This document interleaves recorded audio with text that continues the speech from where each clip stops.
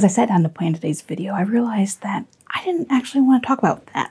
I wanted to chit chat with you because to me, you're just sitting on the other side of the camera, and this extrovert has not gotten a lot of chit chat time. So we are switching it up. And today I just want to chat with you and share some things that I've been enjoying in our home and in our homeschool. Yeah, I need to chat. So before we get into that, two things I want to draw your attention to are time-sensitive things. One, if you are watching this in the next couple of days before the end of March, there are several homeschool sales going on right now, including Pandia Press and Build Your Library, both of which I have videos about down there.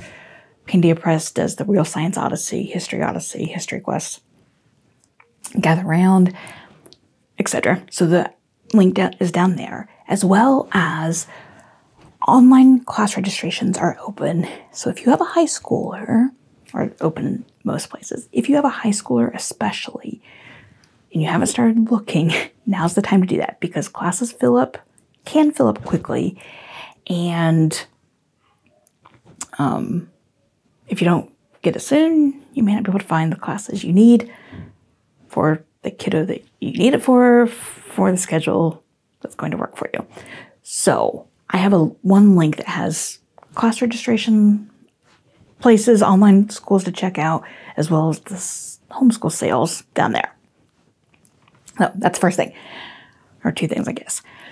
Now, on to things that we are living in our home. Well, first thing is that we're loving that my husband's retired. He has retired from the Army, not officially until this summer, but we are done. And yeah, it's weird. Like, obviously 20 years we've done, which for us, we'd been married 23 years. So really it's defined our marriage and our family life. It's weird for that not to be true anymore. We don't know what it's going to bring. He'll start job hunting here in the coming weeks, and ideally we are staying here, but stay tuned. So wish us luck, prayers, thoughts, whatever. Now, two things that Mom is enjoying. One of them is more of I'm enjoying it, but it's also a lament, is Marvelous Moxie Lip Gloss by Bare Minerals. I don't know if they have stopped making all of them, but I know that this shade they don't make anymore. And I won't tell you how old it is because it is definitely lots of bacteria in it. It is old, but I love it so much. And I couldn't find my regular lipstick today, and so I pulled this out, and I was like, oh. I just reminded how much I love it. So that said, if you have a lip gloss, a nice lip gloss that you enjoy, let me know. I've tried several drugstore brands, and none of them compare. They don't have the same staying power, etc. So it's a favorite, but also a limit. The other thing that I am enjoying right now is Instacart. I go in fits of using it or not, mostly because I don't always just get it together enough to do it. I don't get my plans together until I'm shopping. But Instacart sent me an offer to get a discount over a few of my next grocery trips, and so I did it again, and it's just so nice. They're shopping for me right now. In fact, when I'm done, I'm going to go pick it up, and I just love that it's a possibility. If you've never tried Instacart, I'll leave my link down below. You get a credit, I get a credit, we all get a credit, and yeah, I love it. My grocery store doesn't have their own shopping service, so that's what I use. And whatever it is, whatever online shopping it is, it's just such a fabulous offering. Now, as for things that our homeschool is enjoying, first thing I'm going to share is this cursive logic. Now, you may be saying, Tricia, your boys are teens. Yes, they are. Well, Matthew, almost. A few more weeks. However, Matthew did cursive several years ago and never kept up the skill. but he did fine with it. So I knew that it would be easy for him to do this as a review. His print is not great. So I was hoping that he might enjoy cursive and to do that instead. I think I'm actually going to make him do some print review now as well, but cursive has been really good. This is, when I purchased this, I shared this back in Homeschool Haul a few months ago. I thought it was the Logic of Cursive program, and it's not, but it's very similar in that instead of learning your cursive letters like in alphabetical order or the ones that are the easiest to more difficult, like some programs, they group it by types of letters. So it starts off with what they call the oval letters, A, D, G, the humps, M, N, stick letters like I, T, J. So it's been really good. It was, I think they said it was supposed to be a 14-week program, but we did not do it that long at all. We sped it up. There are 4 sections plus cursive and review. So we did each of those sections in a week, or Matthew did. And his cursive is excellent. He's really taken to it. Ben, it's been a little harder, but he has dysgraphia, and I knew it was going to be slower for him and not as easy. I am not in the camp of like, cursive is a lost skill and everybody needs to learn it, and I'm not dogmatic about it, but I do think it's a useful skill to at least be able to have a cursory read, cursory ability to read. This one is not babyish at all. There's nothing baby about it. It's just the letters. So I think it makes a great one for older kids. I have not looked closely at the Logic of, I think it's called Logic of Cursive. It's by Logic of English publisher. But I think it's similar, that the pages are just your listeners. There's nothing babyish about it. That's something I wanted to make sure, because I knew that especially Matthew would give me a look. But this one's been really good. Anyway, it's one that I would definitely check out if you are interested. Now, when you go on to OutSchool, as you know, if you've been on there are so many classes, and how do you find what you might enjoy?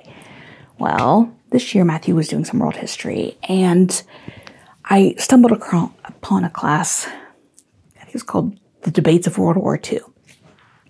It was a short-term 4-week class by teacher Melanie. I didn't write down her last name, like Weisnick. I'll leave my link down there. It's another one of those links where you get credit, I get credit, everyone wins. This class has been absolutely fantastic. It was for, I think, 11 to 15-year-olds, and she did a really nice job of like presenting solid information to the kids with different perspectives about big events in World War II, and then encouraging them to respond with their own evidence, their own logic to back up what they were saying, and really encourage them to dig into things and really critically think about different events. So it was really good course. Today's his last day, and he's asked if we can find something else for her. She has other short-term ones for week type things, and then semester-long ones. As a teacher, she was very communicative with me beforehand. We were trying to set this class up, another session of it back in November, and we couldn't get it filled, but she was really good. She was helpful. I really found her to be fantastic communicating as a parent. So if you're looking for a class, this might be a fun one just to fill in sometime. But also, if you're just looking for a teacher recommendation, I would definitely recommend her. We're going to see what else she has this school year or in this next school year. Now, speaking of older kids and classes, Ben has been enjoying 3 Wondrium, which used to be called the Great Courses, that I thought I would share. Because again, you go on there and there are so many of them. What to choose? So the 3 he's enjoyed. The first one is Practical Geology. This went along with Build Your Library. And it's exactly what it says. Like, practical stuff. If you are out on a trail or at the Grand Canyon or some out on a mountain, what do you know about what you're seeing? 2 other ones that he did were from meteorology, which is what we did after he finished Build Your Libraries Science. One is called An Intro to the Wonders of Weather. But he really enjoyed that, just exactly what it says. Like, here's your basic information, all kinds of meteorology topics. Very good. Those 2, I would say, are definitely more of a high school level for presentation, because if you've done any of the great courses, you know that sometimes the information can be a little dry in the presentation, or the presentation style can be a little dry. So I would definitely say those are more of a high school one. But one that I think could work definitely for middle school and even down into upper elementary is called The Science of Extreme Weather. This one was a little more high energy, engaging because of the extreme topic. Excellent course. Now, sometimes, I'm guessing that you do this as well, you're hesitant to assign a book or a topic because you're not sure your kiddo's going to like it, and you don't want to deal with a resistant child. You don't want to deal with a book no one's enjoying. And that was me when we chose Raisin in the Sun from this past literature unit. I didn't know that if he would enjoy it or not. It's a play. It's written as a play. Topic, I don't know. I didn't know. And I hesitated to really get into the planning of it because I didn't want to waste my time. So I reluctantly did it. And it has been an absolute surprise hit. He really, really enjoyed it. And he read it, but I listened to the audiobook in part because, I don't know if you can see, but the font on this book was not made for 45-year-old eyes. So the play itself, we did it as a fish tank unit. I added in a couple other things. That was excellent. But what I also really enjoyed was just that reminder that you never know what your kid's going to enjoy. And if you go into something hesitantly, that's fine. Or if you go into gung-ho and then realize that no one's enjoying it, nothing is stuck. You do not have to keep at it. You can always switch things up. And I need that reminder. By spring every year, I need the reminder. So, if you'd like to learn more about Fish Tank, see me prep it, see how I actually take that public school unit and make it work for homeschool, click on the video wherever it is, and I will see you over there.